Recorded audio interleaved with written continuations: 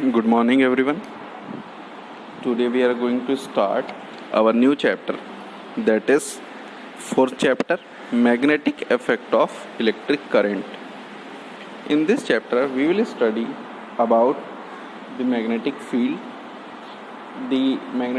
produced by the electric current in various type of conditions like straight current carrying conductor, some solenoids, some toroids, and so on.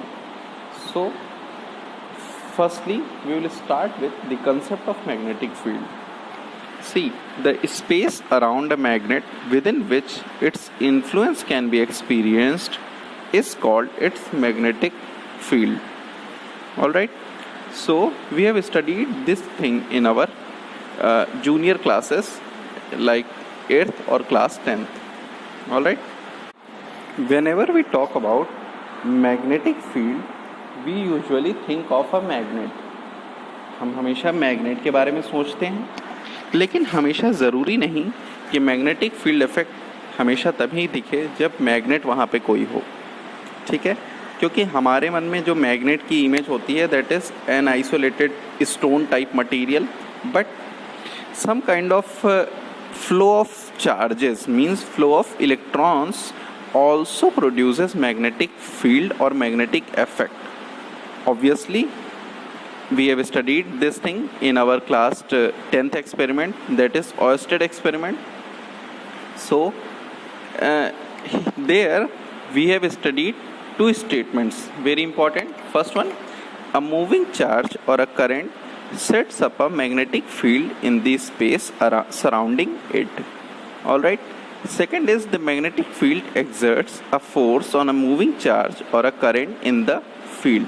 So these two are very important expressions just because these are the basic of our this chapter. Alright. So like electric field, magnetic field is a vector field. Also a vector field, yes.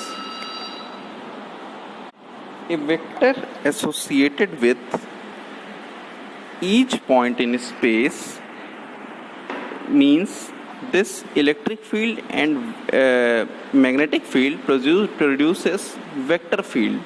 Alright, we usually use symbol capital B to represent magnetic field. So in this chapter we will use capital B as the symbol for magnetic field, like we have used electric field capital E.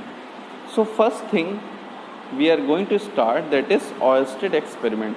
For Oersted experiment, we first come to a very interesting story that one Gian Domenico Romagnosi was an Italian jurist, person, a jurist, once found that an electric current flowing in a wire affects a magnetic needle. Means the thing that Oersted discovered is earlier already observed. By whom? Gian Domenico Romagnosi. Alright, लेकिन उन्होंने एक paper में publish किया, लेकिन वो local newspapers था, so it doesn't come to limelight. So again in 1820, a Danish physicist, means you have heard about him, Hans Christian Ørsted. Ørsted again rediscovered that the property a current carrying conductor produces a magnetic field around it. Alright, so Ørsted experiment, what was that? Let's see with this video. So let's see what is a Ørsted experiment.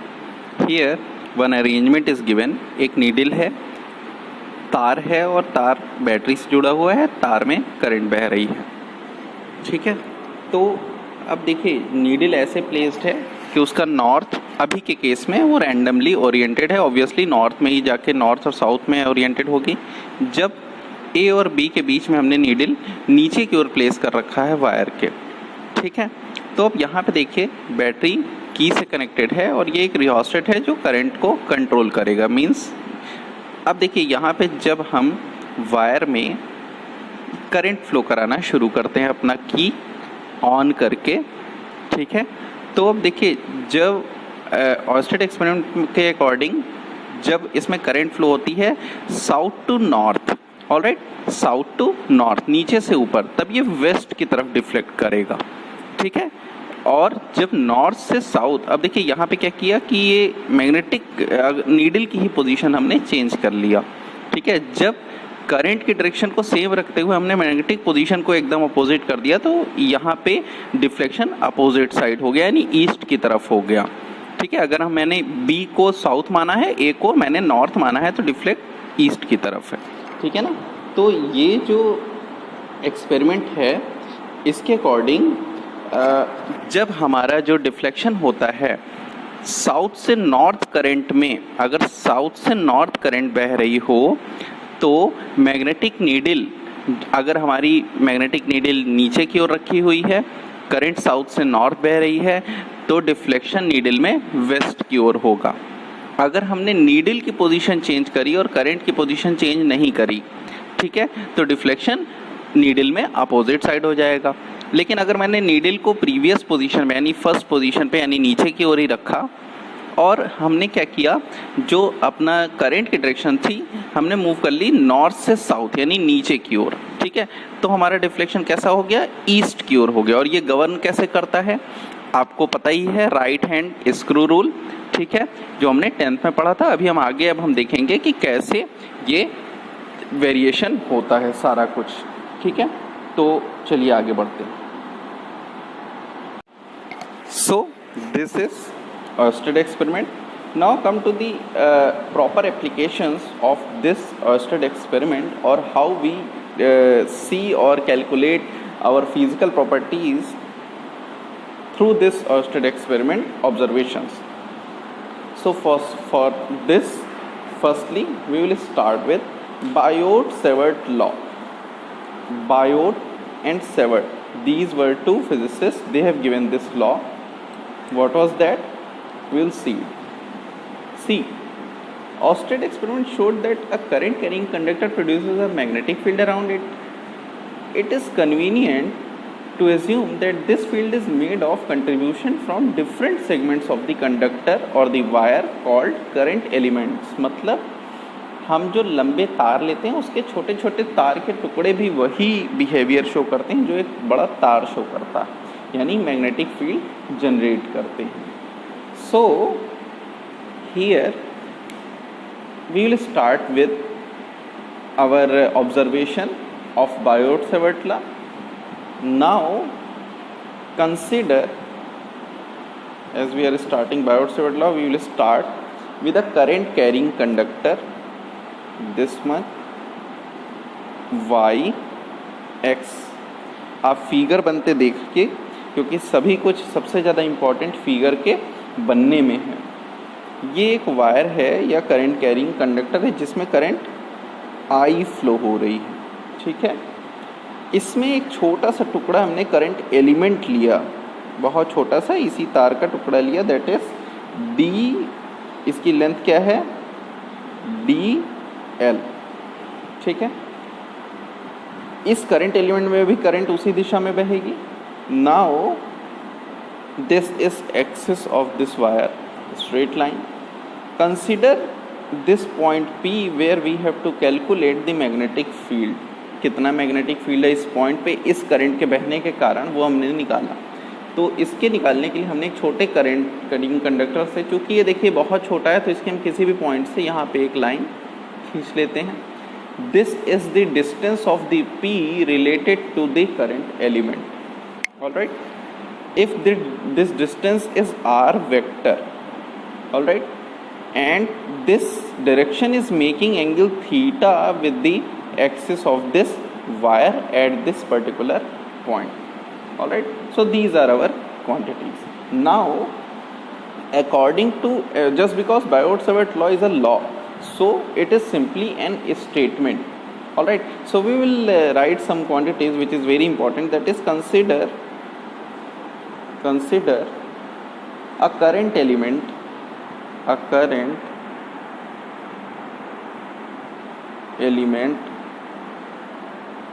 dl, all right. It is a vector quantity just because it is again a direction, a distance, So of a conductor xy carrying current how much? I. Let P be our point.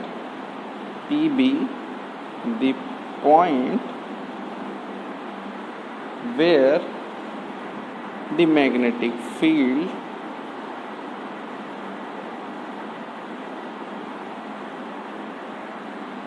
dB due to the current element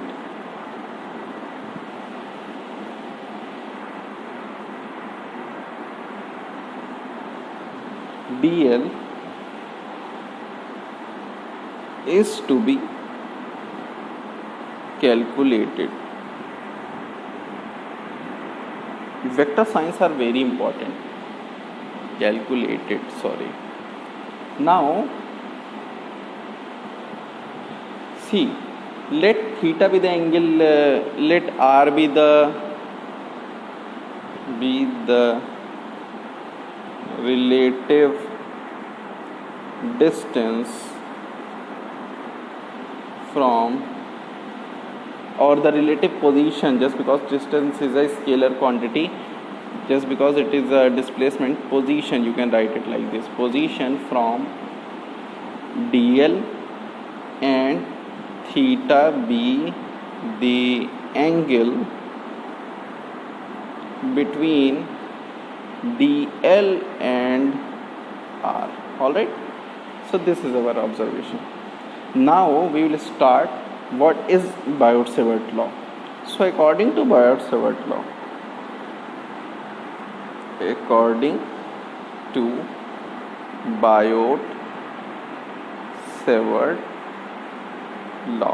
a law doesn't require a proof, it requires a confirmation. That is why it is simply the magnitude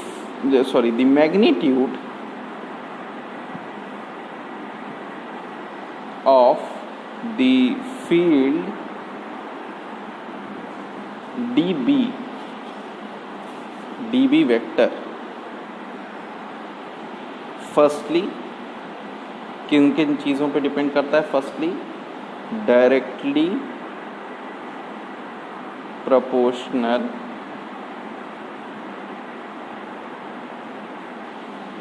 to the current I through the conductor, that is dB is proportional to I. First thing. Now second is directly proportional to what? dB. Directly proportional to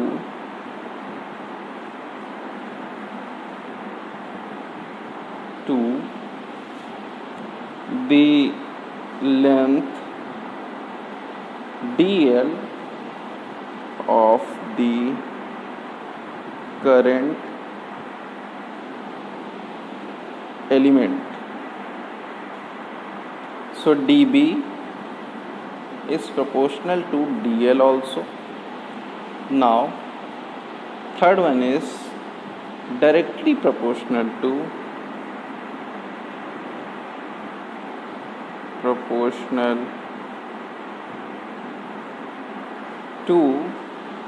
sin theta, that is dB is proportional to sin theta. Now last one, it is inversely proportional to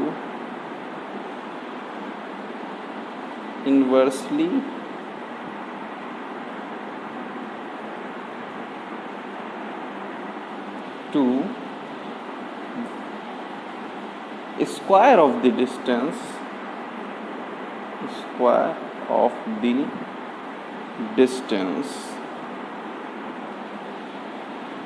of P from conductor.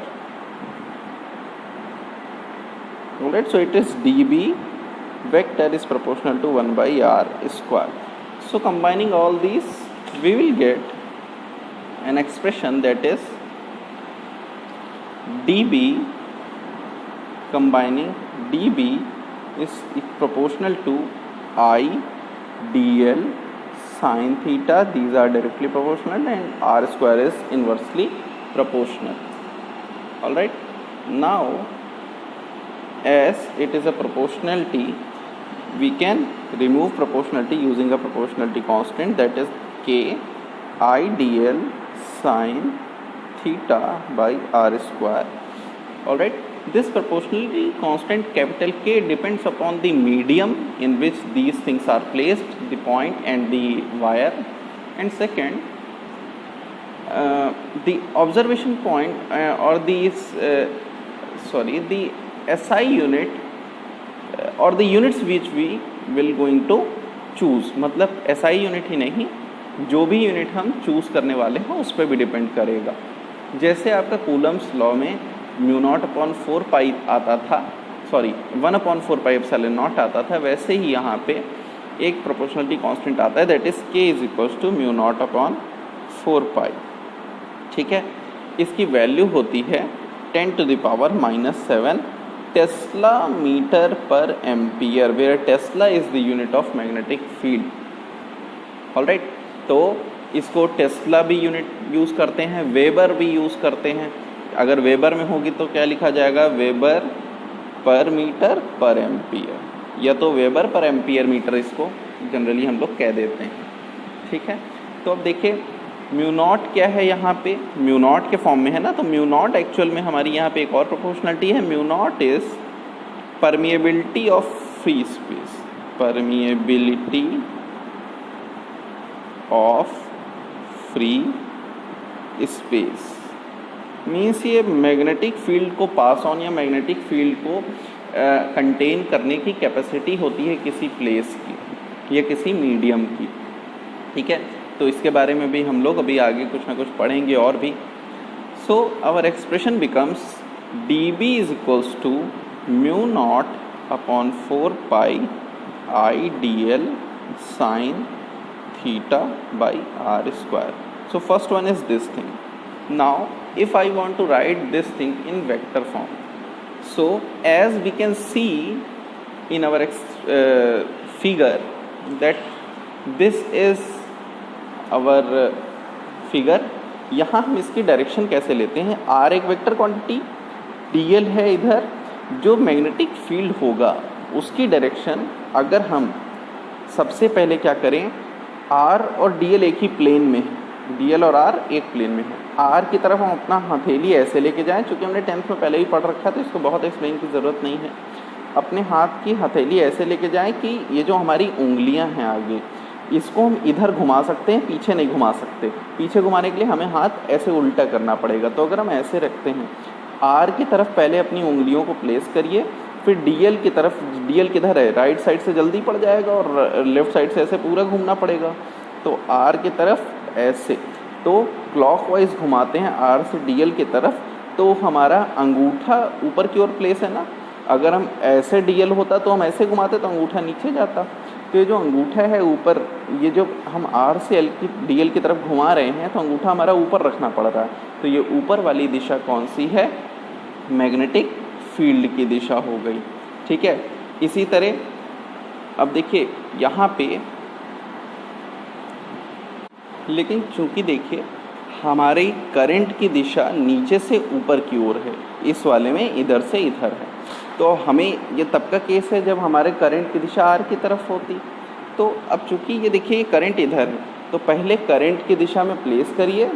ठीक है, अब चूंकि ये current की दिशा में है, तो current की दिशा में प्लेस करिए अपनी उंगलियों को, और r की तरफ, जिधर पॉइंट पे हम निकाल रहे हैं उधर की तरफ हम उंगलियां घुमाएंगे.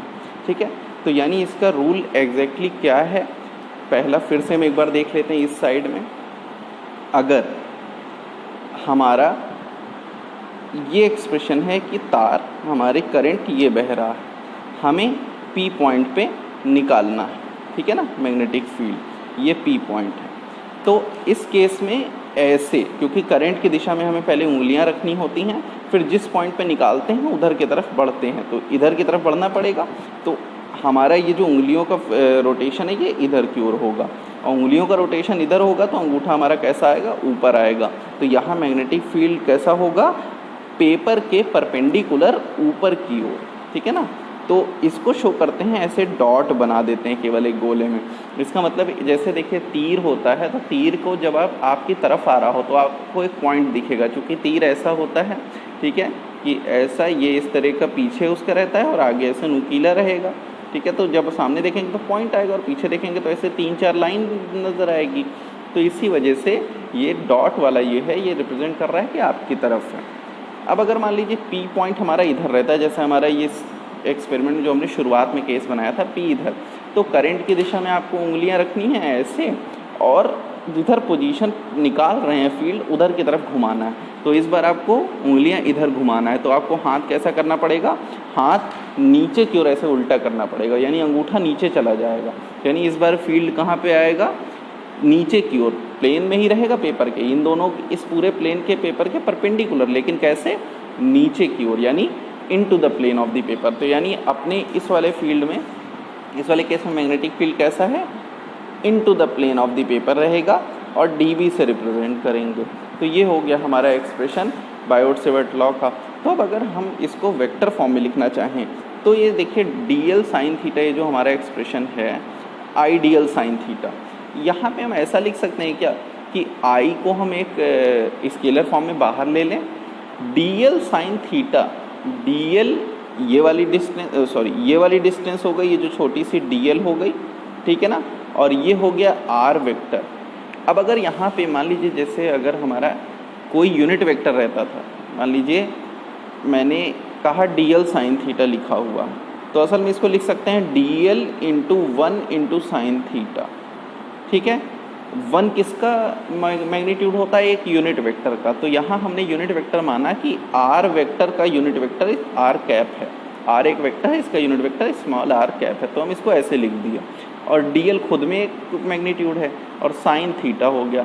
अब आपको यहाँ दिख रहा है कि यहाँ 2 वेक्टर्स हैं, एक यूनिट वेक्टर r हो गया, एक dl हो गया, और ये साइन थीटा इनके बीच के एंगल का साइन है। तो ये ए बी साइन थीटा किसका होता है, a क्रॉस b का, यानी dl वेक्टर का क्रॉस r वेक्टर का, ये और r चूँकि r वेक्टर यहाँ पे, अब ऐसा करने के लिए हमें क्या करना पड़ेगा, यूनिट वेक्टर r को वेक्टर r अपॉन r करना पड़ेगा। तो ये एक्सप्रेशन हम लिख सकते हैं, इस पूरे की जगह ये लिख सकते हैं, जिसको थोड़ा भी वेक्टर आता है वो इसको अप्लाई कर सकता है। dl वेक्टर फॉर्म में लिख दिया, r हमने यूनिट वेक्टर को वेक्टर बनाया वेक्टर r अपॉन r से, ये पूरा वही लिखा है जो ऊपर यहाँ लिखा था, और साइन थीटा इनके बीच के क्रॉस प्रोडक्ट के कारण, यानी इस क्वांटिटी को हम dl साइन थीटा की जगह अपने इस फॉर्मूले में प्रूफ रख सकते हैं। तो हम इसको यहाँ रख दे रहे हैं, तो ये क्या बन जाएगा, देखिए dB वेक्टर फॉर्म में अब हो जाएगा, ये हो जाएगा म्यू नॉट, करंट आई तो स्केलर रहेगी, 4 पाई रहेगा, dl वेक्टर फॉर्म में क्रॉस r वेक्टर फॉर्म में डिवाइडेड बाई जो r स्क्वायर था, अब नीचे एक और r आ गया तो r क्यूब हो गया। तो ये हमारा vector form of Biot-Savart law होता है। डायरेक्शन हमने समझ लिया, इसके बारे में, डायरेक्शन के बारे में और थोड़ा पढ़िएगा। तो ये तो कंडीशन हो गई। Now what is the unit of SI unit of magnetic field, ठीक है, हम बायोट-सेवर्ट लॉ से देख सकते हैं। देखिए हमको पता है म्यू नॉट अपॉन 4 पाई की यूनिट होती है टेस्ला मीटर पर एम्पियर। तो dB की यूनिट जो होगी वो देखिए यहाँ पे लेंथ है, लेंथ स्क्वायर है, ठीक है। अगर मान लीजिए हमने यहाँ पे ऐसा रखा कि, पहले इसको रख लेते हैं, करंट हमने ले ली 1 एम्पियर की, r दूरी ले ली 1 मीटर की, और dl ले लिया यानी एलिमेंट ले लिया 1 मीटर का, और थीटा ले लिया 90 डिग्री में, ठीक है। तो साइन थीटा कितना हो जाएगा, 1 हो जाएगा, साइन 91। तो dB किसके बराबर हो जाएगा, सारी चीज़ें 1, तो बचेगा म्यू नॉट अपॉन 4 पाई केवल, ठीक है। तो ये कितना हो जाएगा, म्यू नॉट अपॉन 4 पाई की वैल्यू कितनी मैंने बताया था, 10⁻⁷, और ये यूनिट हो जाएगी टेस्ला, ठीक है। तो dB की वैल्यू कितनी हो जाएगी, टेस्ला। तो यहाँ से 1 टेस्ला कितना होगा, अब अगर 1 टेस्ला मैग्नेटिक फील्ड निकालना हो तो कितना होगा, 10⁻⁷ times the magnetic field of such arrangement जिसमें R1 हो, dl 1 हो, ऐसे अरेंजमेंट के मैग्नेटिक फील्ड का 10⁻⁷ टाइम्स अगर हम 10⁻⁷ टाइम्स अगर हम कर दें तो क्या बन जाता है 1 टेस्ला। तो 1 टेस्ला कैसे डिफाइन करेंगे, 1 Tesla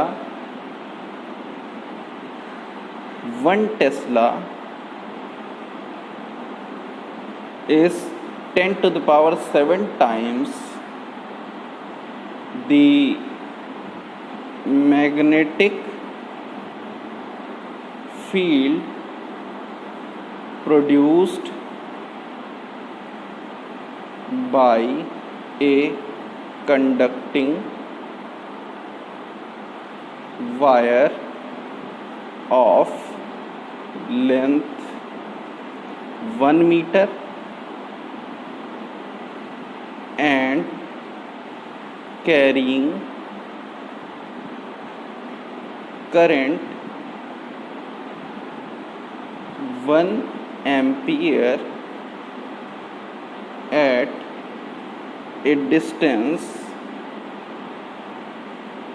of 1 meter from it and perpendicular to it.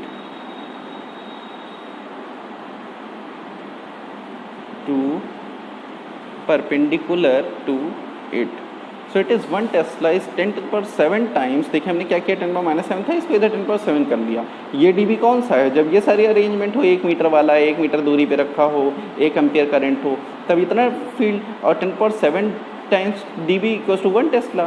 तो 1 tesla is 10⁷ times in the magnetic field produced by a conducting wire of length 1 metre and carrying current 1 ampere at a distance of 1 metre from it and perpendicular to it.